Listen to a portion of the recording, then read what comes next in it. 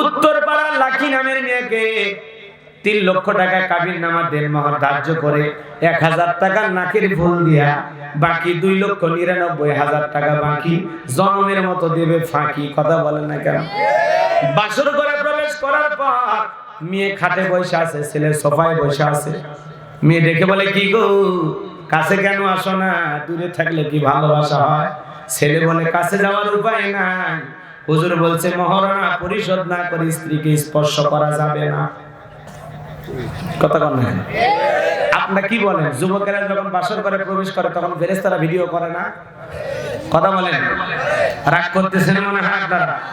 এখন যুবক বলতেছে মহারণা পরিশোধ না করে স্ত্রীকে স্পর্শ করা যাবে না। মহারণা হলো নারীদের অধিকার। কথা বলে ঠিক কিনা?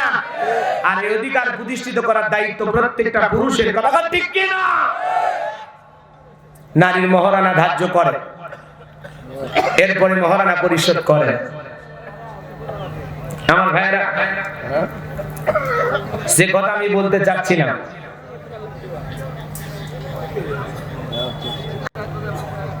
যুবক স্ত্রীকে স্পর্শ করতেছে না, কারণ কি দেয় না? মহারণা দেয় না। মেয়ে বলতেছে, তাহলে মহারণা কয় এত টাকা নাই তো আমার কাছে, আমি টাকা পাবো কোথায়? টাকা থাকলে তো দিয়ে আসতাম। তো হুজুর কি বাঁচার কোনো পথ বের করে দেয় না? হুজুর বলছে উপায় একটাই, বউ যদি মাফ করে দেয়। কে যদি মাফ করে দেয়? বউ যদি মাফ করে দেয়। মেয়েটা চিন্তা করলো, বাবা গরু ছাগল জবাই করে 300 400 500 জন লোক খাওয়াইয়া স্বামীর বাড়িতে পাঠাইয়া দিল। স্বামী যদি আমার কাছে না আসে, ও 7-8 টাকা দিয়ে করবো কি? এই যে ব্ল্যাকমেইল কইরা মেয়েটার কাছ থেকে মহারণার টাকা মাপ নেয়, এরকম আছে না? 1 লাখ টাকা দাও, 50,000 দাও, দিয়ে মাফ চাও। কথা কোন না? একবারে 3 লাখ টাকা মাফ করে দেয়, এরকম কলজাওয়ালা মানুষ আছে? তারপর আবার নিয়ে মানুষ। কথা কোন না? এই যে ব্ল্যাকমেইল কইরা জুলুম করে যে মাপ নিছেন, আল্লাহর কাছে জবাব দেন। কথা কোন ঠিক কি না? এজন্য সৌদি আরব, দুবাই এগুলো দেশে যখন ছেলেরা বিয়ে করতে যায়, আব্বা আমি বিয়ে করব, কই মহারণার টাকা আছে? কই না নাই। তোমার তো অনেক টাকা আছে। বাবারা তখন কি বলে জানেন? ওই বিয়ে করে মজা মারবা তুমি, আর তোমার বইয়ের মহারণা দেবো আমি। মহরণ টাকাকে রেডি কর, তারপরে বিয়ের কথা চিন্তা কর। তখন ওই দেশের কোটি কোটি টাকার মালিক এরকম পরিবারের ছেলেগুলো বিভিন্ন কাজকর্ম করে 1 লাখ 2 লাখ 3 লাখ টাকা রোজগার করে মহরানার টাকা রেডি করে তারপরে বিয়ে কর। কথা বল না? আমার দেশের বাবারাও যদি বলতো, ছেলে যখন বলবে আব্বা বিয়ে করবো, তো বিয়ে করবে ঠিক আছে, তোমার মেহমানদারি খাওয়া দাওয়া যা লাগে সব আমি দেবো, কিন্তু তোমার স্ত্রী যে মহারণা 50,000 1 লাখ 2 লাখ যা দিবা, এই টাকাটাকে ইনকাম করো, তারপরে বিয়ের চিন্তা করো। কথা বলা ঠিক কিনা? রাগ করেছেন মনে হয় আপনারা? মহারণা স্ত্রীকে দেওয়ার দরকার আছে না? না, দেবো তো ইনশাল্লাহ, দেবো তো ইনশাল্লাহ। যারা এখনো দেন নাই দিয়ে দেবেন। 1,50,000 যা পারেন দিয়ে দেবেন ইনশাআল্লাহ। আল্লাহ আমাদের পারিবারিক জীবনে স্ত্রীদের অধিকার প্রতিষ্ঠিত করার তৌফিক দান করেন। জোরে বলেন আমিন। আমার ভাইরা, আমি যে কথা বলতে চাচ্ছিলাম, হৃদয়ের কান পেতে কথাগুলো শুনে যান। কুল্লু নাফসিন বিমা কাসাবাত রহিনা। আল্লাহু আকবার। আল্লাহ রাব্বুল আলামিন বলেন, প্রত্যেক ব্যক্তি তার নিষ্কৃত কর্মের ব্যাপারে দায়বদ্ধ থাকবে, আবদ্ধ থাকবে। নিজের কৃতকর্মের হিসাব নিজেকে দেওয়া লাগবে একদিন। কার কাছে? আল্লাহ। আরো জোরে বলেন কার কাছে? এজন্য বাবা, হাজি হোক, গাজী হোক, মুন্সি হোক, মৌলভী হোক, ব্যবসায়ী হোক, কুলি হোক, শ্রমিক হোক, মজুর হোক, যে যাই কর্ম করি না কেন, যে যে জায়গায় হক নষ্ট করতেছি, ফাঁকি দিতেছি, জুলুম করতেছি, অত্যাচার করতেছি, মানুষের সাথে প্রতারণা করতেছি, ধোঁকা দিতেছি, সব হিসাব একদিন আল্লাহর কাছে হবে। কথা বলেন ঠিক কিনা? কত হাজি হজে যাওয়ার আগে ছেলে মেয়ের হক নষ্ট করে আসে না? আবার 3-4 বার হজ করে আসে, ছেলে মেয়ের হক নষ্ট করে। আছে আপনাদের এলাকায়? আছে। জমির আল ঠেলে, দুধে পানি মিশায়, খাদ্যে ভেজাল দেয়, ওজনে কম দেয়, পাড়া প্রতিবেশীর সাথে ঝগড়া মারামারি এগুলো লেগেই থাকে। আছে না? না। আল্লাহ আমাদেরকে হেফাজত করুন। জোরে বলেন আমিন। আমরা দিনের আলোতে গুনাহ করব না, কার ভয়ে? আল্লাহ। রাতের আধারে গুনাহ করব না, কার ভয়ে? আল্লাহ রাব্বুল আলামিন বলেন, কুল্লু নাফসিন বিমা কাসাবাত রহিনা। আরো আরো জোরে বলেন আল্লাহু আকবার। আল্লাহ রাব্বুল আলামিন বলেন প্রত্যেকটা ব্যক্তি তার নিজ কৃতকর্মের ব্যাপারে দায়বদ্ধ থাকবে, আবদ্ধ থাকবে। নিজের কৃতকর্মের হিসাব নিজেকে দেওয়া লাগবে। আপনার আমার কৃতকর্মের হিসাব আপনার ছেলে দেবে না, মেয়ে দেবে না, আপনার স্ত্রী দেবে না। নিজের জীবনের কৃতকর্মের হিসাব নিজেকে দেওয়া লাগবে। কার কাছে? আরো জোরে বলেন কার কাছে? এইজন্য আল্লাহ পাক বলেন কুল্লু নাফসিন বিমা কাসাবাত রহিনা। আরো জোরে বলেন আল্লাহু আকবার। আল্লাহ রাব্বুল আলামিন বলেন প্রত্যেকটা ব্যক্তি তার নিজ কৃতকর্মের ব্যাপারে আবদ্ধ থাকবে। নিজের কৃতকর্মের হিসাব নিজেকে দেওয়া লাগবে। বলেন কার কাছে? আরো জোরে বলেন কার কাছে? হে বাজার গো আমার, কথায় আছে যেমন কর্ম তেমন ফল। বিশ্বাস নাই করিয়া দেখো বেহেশত আর দোজখ সাত। বিশ্বাস নাই মরিয়ে দেখো আপনার জীবনের কৃতকর্মের হিসাব দুনিয়ার কেউ দেবে না।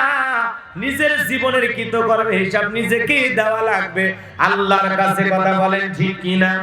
এজন্য বাজার দুনিয়ার জমিনে তাকায়া দেখে, এই যে ক্যামেরাতে যেরকম আলোচনা রেকর্ড করা হচ্ছে, আপনার আমার জীবনের সমস্ত কৃতকর্মগুলো রেকর্ড করা হচ্ছে, লিপিবদ্ধ করা হচ্ছে। সম্মানিত দুইজন ফেরেশতা দুই কাঁধে বসে আছে। কিরামান কাতিবিনা ইয়ালামুনা মা তাফআলুন। সম্মানিত দুইজন লেখক ফেরেশতা সদা সর্বদাই আপনার আমার জীবনের ডায়েরি লিখতেছে। কথা বলে ঠিক কি? সম্মানিত ভাইরা আমার আল্লাহ রাব্বুল আলামিন বলেন মা ইয়ালফিজু মিন কাওলিন ইল্লা লাদাইহি রাকিবুন আতীদ। আল্লাহ রাব্বুল আলামিন বলেন বান্দা এমন কোন কাজ করে না, এমন কোন কথা বলে না, তার এই কথা রেকর্ড করার জন্য আমার ফেরেশতা নাই। সরকারের যদি ডিবি থাকে, গোয়েন্দা বাহিনী থাকে, একটা সমাজ রাষ্ট্র পরিচালনা করতে, আমার আল্লাহর বুঝে এরকম ডিবি ফেরেশতা নাই? আছে না নাই? আপনি কলার বাগানে গুনাহ করেন, পাট খেতে গুনাহ করেন, ধান খেতে গুনাহ করেন, ভুট্টার খেতে গুনাহ করেন, জঙ্গলে করেন, বনে করেন, মাঠে করেন, ঘাটে করেন, বিমানে চড়ে করেন, পানির বিচে যায় করেন, যে যেখানে গুনাহ করেন না কেন, অপরাধ করেন না কেন, অন্যায় করেন না কেন, আপনার দিনের আলো যা করতেছেন, রাতের আধারে যা করতেছেন, সব আপনার আমার আমলনামায় লিপিবদ্ধ করা হচ্ছে, রেকর্ড করা হচ্ছে, অডিও ভিডিও সহকারে। কথা বলেন ঠিক কিনা? মনে মনে ভাবতেছেন যুবক জঙ্গল প্রেম করার জন্য মঙ্গল কেউ নাই, কেউ দেখতেছে না। জঙ্গলে কেউ না দেখলে একজন দেখেন, তিনি কে? আরো জোরে বলেন কে? এই জন্য কঠিন কিয়ামতের ময়দানে তোমার আমার আমলনামা যখন ফেরেশতার মাধ্যমে আল্লাহ হাতে দেবে, ওই আমলনামার কিতাবটা হাতে পায়ে বলবো মালি হাদাল কিতাব লা ইউগাদিরু সগীরাতা ইল্লা কাবীরা। এত বড় আশ্চর্যজনক একটা কিতাব, ছোট কথাও লেখা বাদ যায় নাই, বড় কথাও লেখা বাদ যায় নাই, যা যা করেছি সব লেখা আছে। নিজের কৃতকর্মের এই রেকর্ডটা দেখবে, নিজের আমলনামার কিতাবটা পড়বে আর আফসোস করে বলবে এত বড় আশ্চর্যজনক একটা কিতাব লিখছে কেটা? ফেরেশতারা। কথা বলেন লিখছে কে? ফেরেশতারা ঘুষ খায়, অতিরিক্ত লেখে না। আপনি আমি তখন বলবো আল্লাহ ফেরেশতারা মানে একটু বেশি বেশি লিখছে। বান্দা যখন নিজের নেক আমলগুলো পড়বে, মুখে থাকবে হাসি, মুখে থাকবে কি? বাপরে বাপ, আমি ভালো কাজ করছি, দান করছি, অমুক মাহফিলে মসজিদে টাকা দিছি, গরিবদের খাবার দিছি, ভালো ভালো কাজ করছি, সেই খুশি। পরে যখন দেখবি রাত 12টার পরে যে করছি, রাত 3টার সময় করছি, তখন আর মাথা কাজ করবে না। কথা কোন ঠিক কিনা? পরিশেষে আল্লাহকে বলবে আল্লাহ এই আমলনামার এই বইটাই আমার না, এটা ফেরেশতারা এমনি দিয়েছে। আল্লাহ তখন কি বলবে জানেন? বান্দা যখন জমিনের সাক্ষী অস্বীকার করবে, ফেরেশতাদের কিতাব অস্বীকার করবে, তখন আল্লাহ রাব্বুল আলামিন বলেন আল-ইয়াওমা নাখতিমু আলা আফওয়াহিহিম ওয়া তুকাল্লিমুনা আইদিহিম ওয়া তাশহাদু আরজুলুহুম বিমা কানু ইয়াকসিবুন। আল্লাহ বলে এতক্ষণ কথা বলার শক্তি দিছি তো খুব লাফাইছো, এখন দেখ যে হাত দিয়ে কৃতকর্ম করেছিস ওই হাত পা চোখ মুখ সব অঙ্গ প্রত্যঙ্গ সাক্ষী দেবে। কথা বলেন ঠিক কি?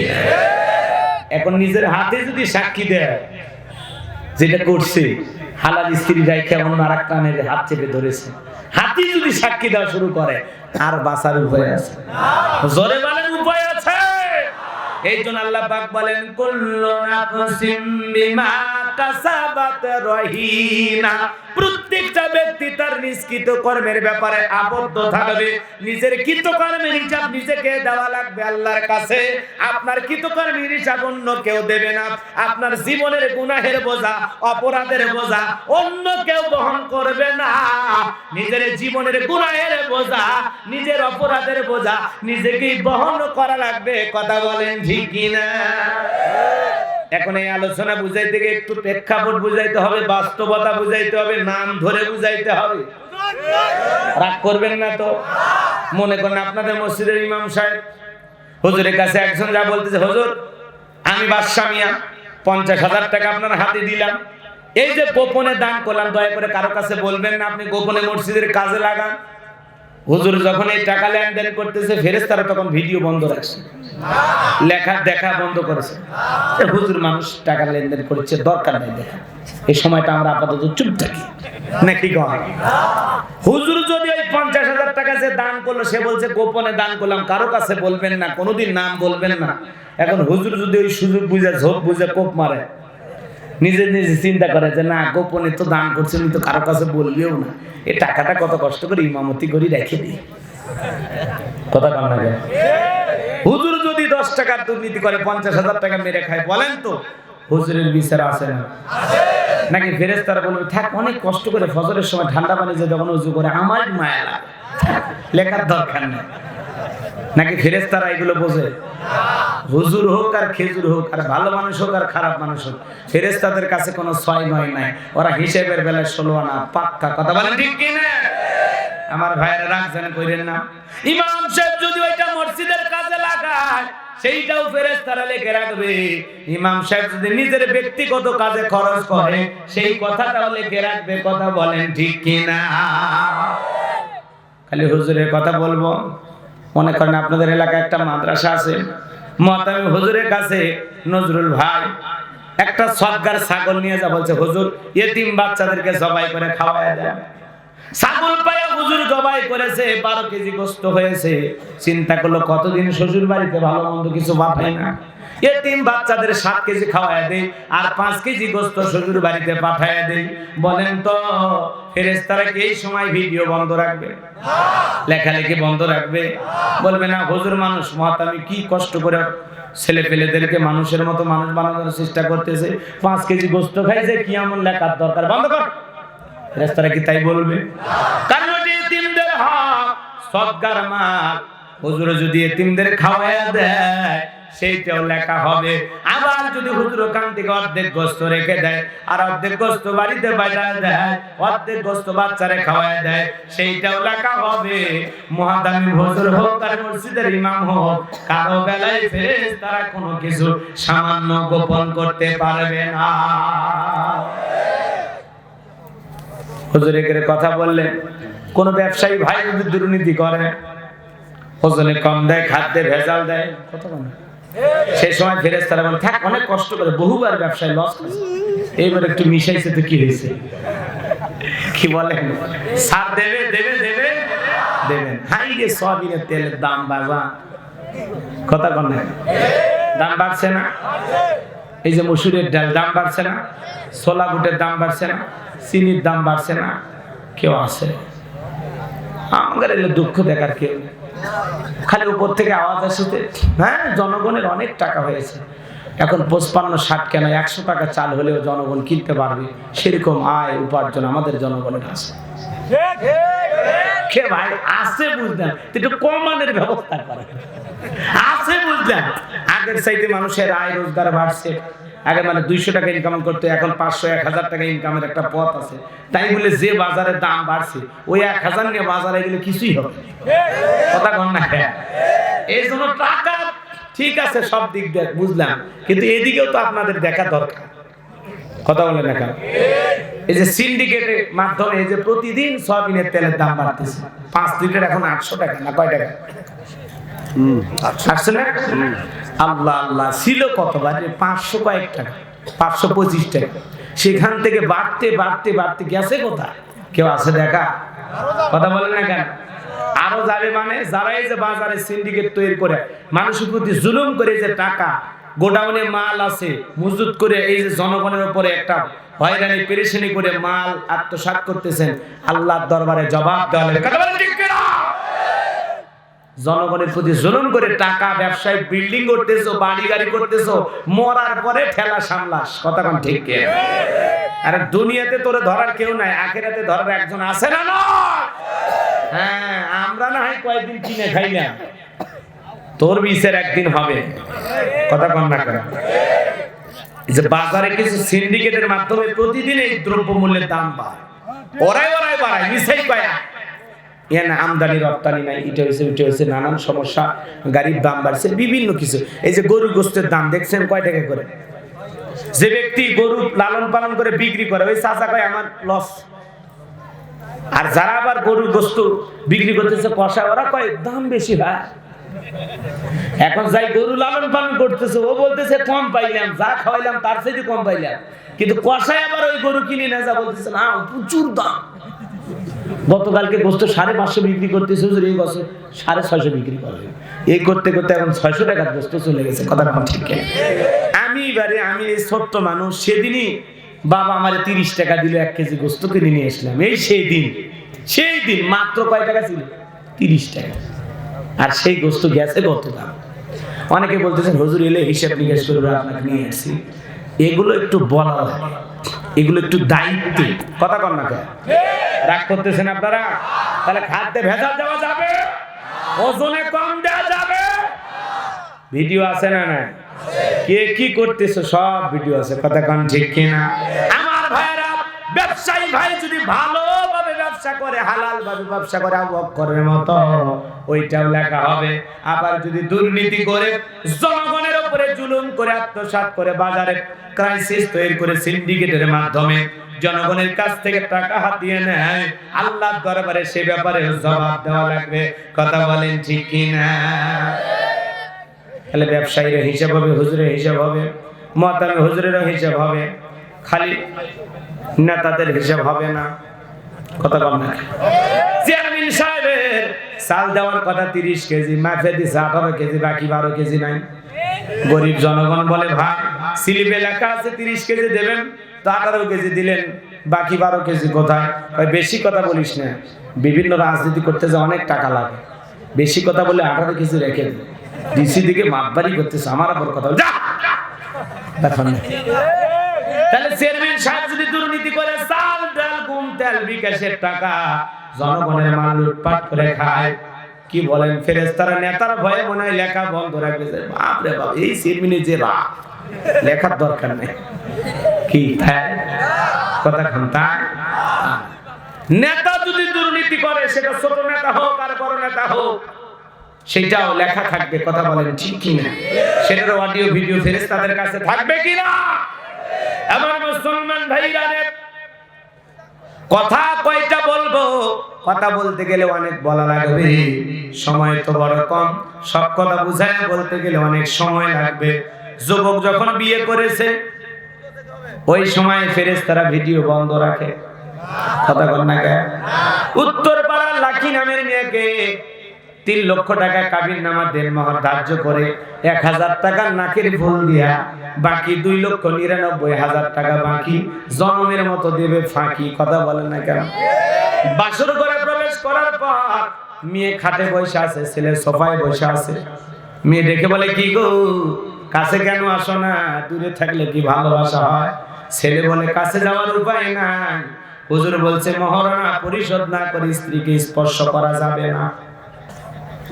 কথা বল না। আপনারা কি বলেন? যুবকেরা যখন বাসর ঘরে প্রবেশ করে তখন ফেরেশতারা ভিডিও করে না? কথা বলেন, রাগ করতেছেন মনে হয় আপনারা? এখন যুবক বলতেছে মহারণা পরিশোধ না করে স্ত্রীকে স্পর্শ করা যাবে না। মহারানা হলো নারীদের অধিকার, কথা বলে ঠিক কিনা?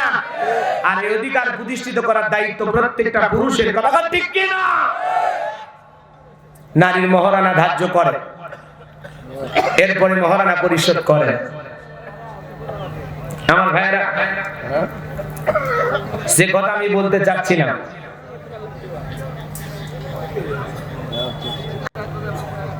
যুবক স্ত্রীকে স্পর্শ করতেছে না, কারণ কি দেয় না? মহারানা দেয়। মেয়ে বলতেছে তাহলে মহারানা কয় এত টাকা নাই তো আমার কাছে, আমি টাকা পাবো কোথায়? টাকা থাকলে তো দিয়ে আসতাম। তো হুজুর কি বাঁচার কোনো পথ বের করে দেয় না? হুজুর বলছে উপায় একটাই, বউ যদি মাফ করে দেয়। কে যদি মাফ করে দেয়? বউ যদি মাফ করে দেয়। মেয়েটা চিন্তা করলো, বাবা গরু ছাগল জবাই করে 300 400 500 জন লোক খাওয়াইয়া স্বামীর বাড়িতে পাঠাইয়া দিল, স্বামী যদি আমার কাছে না আসে ও 7-8 টাকা দিয়ে করবো কি? এই যে ব্ল্যাকমেইল কইরা মেয়েটার কাছ থেকে মহারানার টাকা মাপ নেয়, এরকম আছে না? 1 লাখ টাকা দাও, 50,000 দাও, দিয়ে মাফ চাও, কথা কোন না? একবারে 3 লাখ টাকা মাফ করে দেয়, এরকম কলজাওয়ালা মানুষ আছে? তারপর আবার নিয়ে মানুষ, কথা কোন না? এই যে ব্ল্যাকমেইল কইরা জুলুম করে যে মাপ নিছেন, আল্লাহর কাছে জবাব দেন, কথা কোন ঠিক কি না? এজন্য সৌদি আরব, দুবাই এগুলো দেশে যখন ছেলেরা বিয়ে করতে যায়, আব্বা আমি বিয়ে করব, কই মহারানার টাকা আছে? কই না নাই। তোমার তো অনেক টাকা আছে। বাবারা তখন কি বলে জানেন? ওই বিয়ে করে মজা মারবা তুমি, আর তোমার বইয়ের মহারানা দেবো আমি। মহরণ টাকাকে রেডি কর, তারপরে বিয়ের কথা চিন্তা কর। তখন ওই দেশের কোটি কোটি টাকার মালিক এরকম পরিবারের ছেলেগুলো বিভিন্ন কাজকর্ম করে 1 লাখ 2 লাখ 3 লাখ টাকা রোজগার করে মহারানার টাকা রেডি করে তারপরে বিয়ে কর, কথা বল না? আমার দেশের বাবারাও যদি বলতো, ছেলে যখন বলবে আব্বা বিয়ে করবো, তো বিয়ে করবে ঠিক আছে, তোমার মেহমানদারি খাওয়া দাওয়া যা লাগে সব আমি দেবো, কিন্তু তোমার স্ত্রী যে মহারানা 50,000 1 লাখ 2 লাখ যা দিবা, এই টাকাটাকে ইনকাম করো, তারপরে বিয়ের চিন্তা করো, কথা বলা ঠিক কিনা? রাগ করেছেন মনে হয় আপনারা?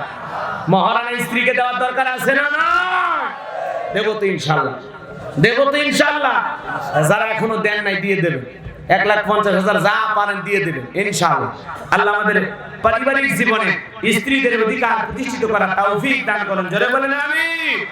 আমার ভাইরা, আমি যে কথা বলতে চাচ্ছিলাম, হৃদয়ের কান পেতে কথাগুলো শুনে যান। কুল্লু নাফসিন বিমা কাসাবাত রহিনা। আল্লাহু আকবার। আল্লাহ রাব্বুল আলামিন বলেন, প্রত্যেক ব্যক্তি তার নিষ্কৃত কর্মের ব্যাপারে দায়বদ্ধ থাকবে, আবদ্ধ থাকবে। নিজের কৃতকর্মের হিসাব নিজেকে দেওয়া লাগবে একদিন। কার কাছে? আল্লাহ। আরো জোরে বলেন কার কাছে? এজন্য বাবা, হাজি হোক, গাজী হোক, মুন্সি হোক, মৌলভী হোক, ব্যবসায়ী হোক, কুলি হোক, শ্রমিক হোক, মজুর হোক, যে যাই কর্ম করি না কেন, যে যে জায়গায় হক নষ্ট করতেছি, ফাঁকি দিতেছি, জুলুম করতেছি, অত্যাচার করতেছি, মানুষের সাথে প্রতারণা করতেছি, ধোঁকা দিতেছি, সব হিসাব একদিন আল্লাহর কাছে হবে, কথা বলেন ঠিক কিনা? কত হাজি হজে যাওয়ার আগে ছেলে মেয়ের হক নষ্ট করে আসে না? আবার 3-4 বার হজ করে আসে, ছেলে মেয়ের হক নষ্ট করে আছে। আপনাদের এলাকায় আছে? জমির আল ঠেলে, দুধে পানি মিশায়, খাদ্যে ভেজাল দেয়, ওজনে কম দেয়, পাড়া প্রতিবেশীর সাথে ঝগড়া মারামারি এগুলো লেগেই থাকে, আছে না? আল্লাহ আমাদেরকে হেফাজত করুন, জোরে বলেন আমিন। আমরা দিনের আলোতে গুনাহ করব না, কার ভয়ে? আল্লাহ। রাতের আধারে গুনাহ করব না, কার ভয়ে?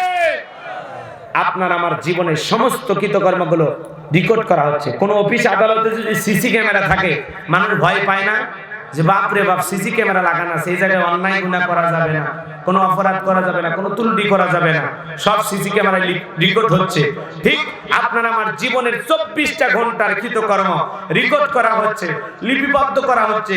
এজন্য আমাদের সবাইকে হিসাব করে জমিনে চলা দরকার আছে না? না আমার ভাইরা, এরপরে আল্লাহ রাব্বুল আলামিন বলেন, ইল্লা আসহাবাল ইয়ামিন। আল্লাহ রাব্বুল আলামিন বলেন, ডানপন্থী যারা জান্নাতি তারা, ডানপন্থী যারা আল্লাহর প্রিয় বান্দা তারা, কোন সুবহানাল্লাহ। আল্লাহ রাব্বুল আলামিন বলেন ওয়া কুনতুম আজওয়াজান সালাসা ফাআসহাবুল মাইমানাতি মা আসহাবুল মাইমানা ওয়া আসহাবুল মাশআমাতি মা আসহাবুল মাশআমা ওয়াস-সাবিকুনাস সাবিকুন উলাইকাল মুকাররাবুন। আল্লাহ রাব্বুল আলামিন সূরা ওয়াকিয়ার ভিতরে জানায় দিলেন কঠিন কিয়ামতের ময়দানে আল্লাহ রাব্বুল আলামিন মানুষকে তিন শ্রেণীতে বিভক্ত করবে। এর মধ্যে ডানপন্থী যারা জান্নাতি তারা, আল্লাহু আকবার, যারা ডান পাশে স্থান লাভ করবে তারা থাকবে কোথায়? জান্নাতে। জোরে বলেন কোথায়? আল্লাহ রাব্বুল আলামিন বলেন ফি জান্নাতি ইয়াতাসাআলুন।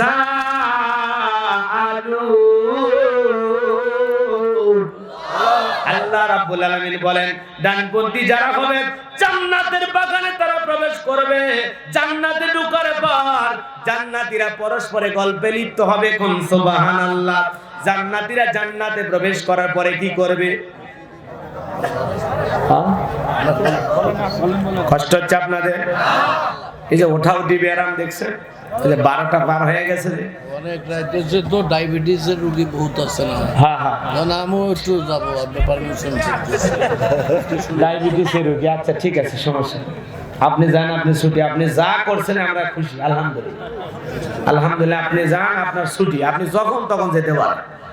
আচ্ছা, আপনারা যে লেখেন তাফসীরুল কোরআন মাহফিল ওয়াজ মাহফিল, এই যে লেখেন যে আপনারা কোরআন থেকে কথা বলে এরকম কোশখোশ করেন, ঘটনা ধরা লাগবে, কাহিনী না, তাহলে খুশি হবে। একটু ধরেন, একটু কাহিনী তো জানতো, কাহিনী শুনবে, কোরআন শুনবেন, কাহিনী কি শুনবেন? হুজুর ধরে তো ঠিক আছে, গান গায় যে চলে গেছে, ফাঁকা হয়ে গেছে, আর কি যাওয়া যাবে?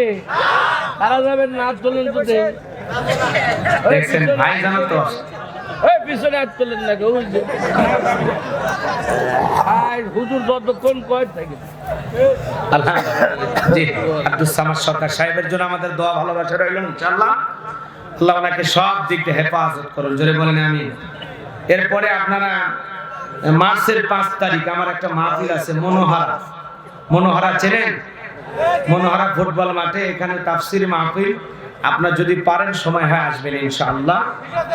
5 তারিখ, মার্চের 5 তারিখ ওখানে আসবেন, নতুন কোনো বিষয় নিয়ে আলোচনা হবে ইনশাআল্লাহ। আমি বলতে চাই একটু কোরআন থেকে কিছু কথা শুনুন ভাই, যেহেতু মসজিদ কেন্দ্রিক মাহফিল, আমি কি বুঝাই কোন জায়গায় যাই একটু গেলে টের পাবেন।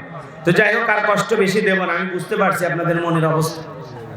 অনেক কথা বলতে চাই বাজান, কিন্তু এইভাবে বলবো না, একটু কাটছাট করে কিছু কথা অল্প সময় বলে দিয়ে যায়। আমি যে কথা বলতে চাই, জান্নাতীরা জান্নাতের বাগানে প্রবেশ করবে।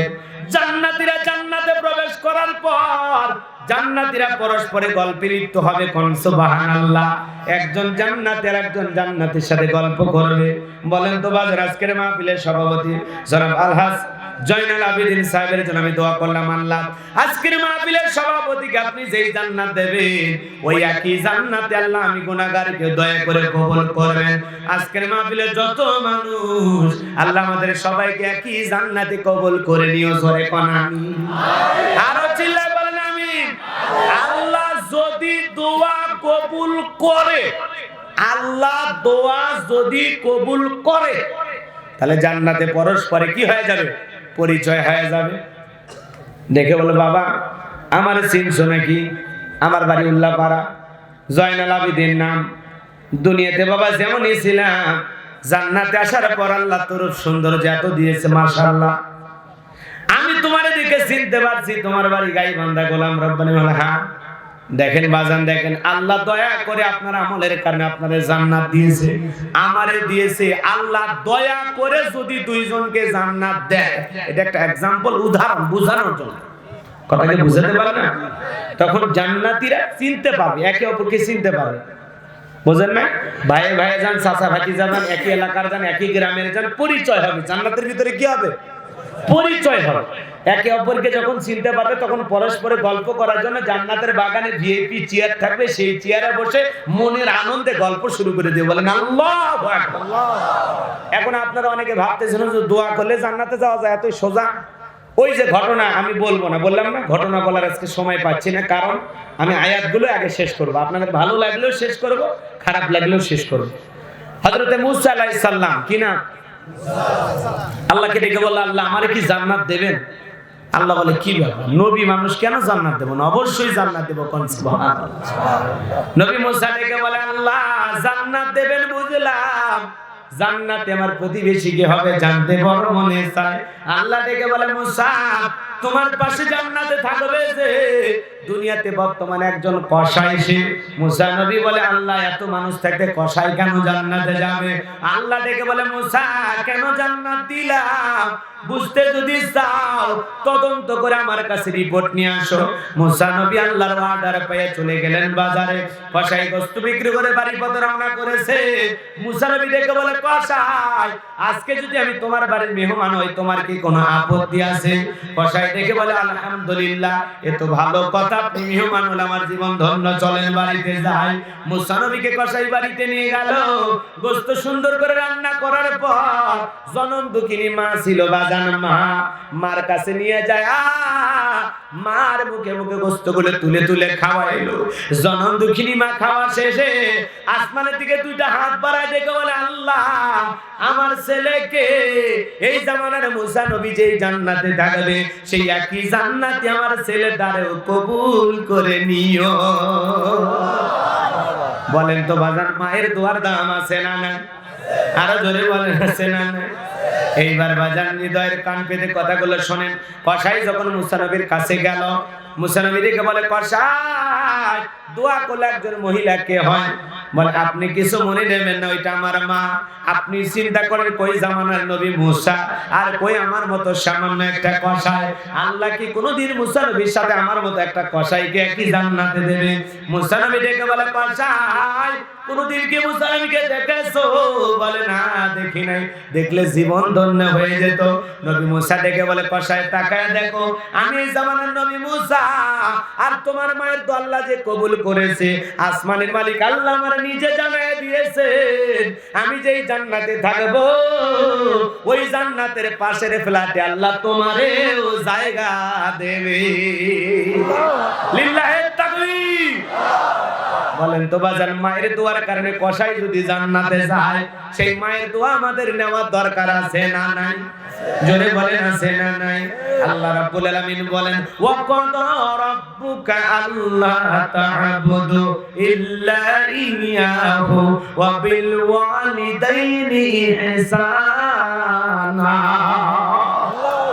আল্লাহ রাব্বুল আলামিন ডেকে বলেন, আমার ইবাদত করো, আমার ইবাদতের সাথে কাউকে শরীক করো না। আমার ইবাদতের পর তোমাদের দায়িত্ব হলো মাতা পিতার খেদমত করা, তাদের সাথে উত্তম আচরণ করা, ভালো ব্যবহার করা, সম্মান সূচক আচরণ করা। পিতা মাতার মনে কষ্ট দেওয়া যাবে না? জোরে বলেন, যাবে? যাবে না। পিতা মাতা বেজার, আরশের মালিক বেজার। পিতা মাতা খুশি, আরশের মালিক আমার আল্লাহ খুশি। আল্লাহ আকবার। পিতা মাতার খেদমত করলে ভাগ্য খুলে দেবেন কে? আল্লাহ। জোরে বলেন কে?